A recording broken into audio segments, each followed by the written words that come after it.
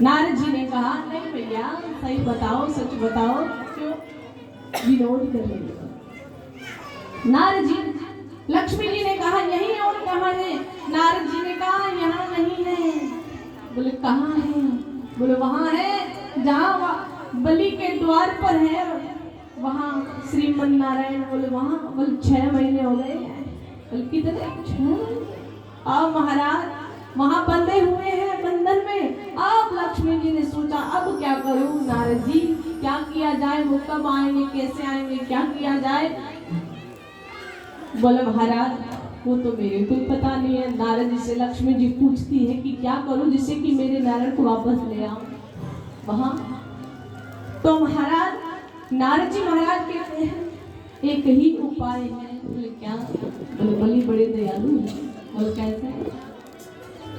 बोले आगे पूर्णिमा आ रही है, रक्षाबंधन, एक ही उपाय है, आप जाइए और वहां बलि के वहां जाकर के और आप अपना चेहरा एकदम उदास करके पहुंच जाना और बलि के हाथ कलाई पे आप राखी बांध देना, कहना मेरे भाई नहीं है, आप ही मेरे भाई हो, आप राखी बांध देना। तो महाराज लक्ष्मी जी आती है और जैसे ही बलि के द्वार पर जाती है एकदम चिंतित उदास खड़ी है। बलि ने पूछा भाई तुम कौन हो? अब नाम कैसे बताए? अब कैसे बोले कि मैं विष्णु प्रिया हूँ? कैसे बोले मैं लक्ष्मी जी हूँ, मेरे स्वामी या बंधन में खड़े हैं, से लेने के लिए आई हूँ।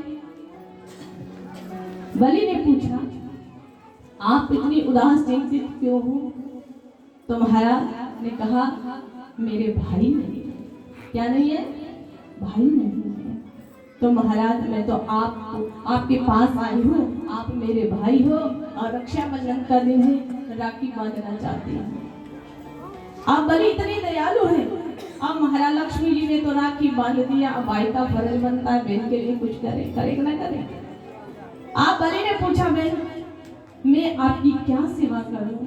लक्ष्मी जी ने कहा भैया ये जो आपके द्वार पर खड़े है ना, ये जो खड़ी है ना द्वार पर आपके, बोले क्या हुआ? बोले ये हमारे स्वामी जी है, आप हमें ये दे दीजिए। तो बलि ने 52 भगवान जो द्वार पर खड़े थे अब लक्ष्मी जी के स्वामी है महाराज श्रीमन नारायण और लक्ष्मी जी अपने वैकुंठ धाम चले जाते हैं। बोले बटोर भगवान की। सत्यव्रत की आकांक्षा पूर्ण करने के लिए भगवान ने मत्स्य अवतार धारण किया।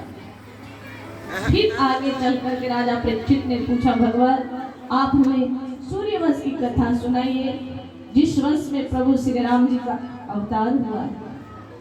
तो महाराज राजा परीक्षित से कहते हैं राजा आपने ऋषियों से नहीं सुनी श्री राम कथा? बोले गुरु जी सुनी तो है पर आपके मुखारबिंद से सुनना चाहता हूँ। श्री सुखदेव जी महाराज ने कहा श्री राम कथा इतनी दिव्य है, इतनी दिव्य है, राम कथा में यदि मैं डूब गया तो फिर आगे कृष्ण कथा चंद्रवंश की कथा नहीं कर पाऊंगा। श्री सुखदेव जी महाराज की बात सुनकर राजा परीक्षित कहते हैं गुरुवर जिस कथा से मेरा लगाव है, जिस कथा से मेरा जुड़ाव है, आप हमें वही कथा सुनाइए। सुखदेव जी महाराज ने कहा मैं आपको सूक्ष्म रूप से सुना देता हूँ अगर आपकी रुचि है, अगर आपकी भावना। तो महाराज श्री सुखदेव जी महाराज कहते हैं राजन अब हम सूर्यवंश की कथा में प्रवेश करेंगे, थोड़ा समय लगे तो थोड़ा जल्दबाजी ना करें। अब तो चाय पिए मीठे मीठे पिए नहीं। अरे बोलो तो कौन ही बोलो थे सीताराम हनुमान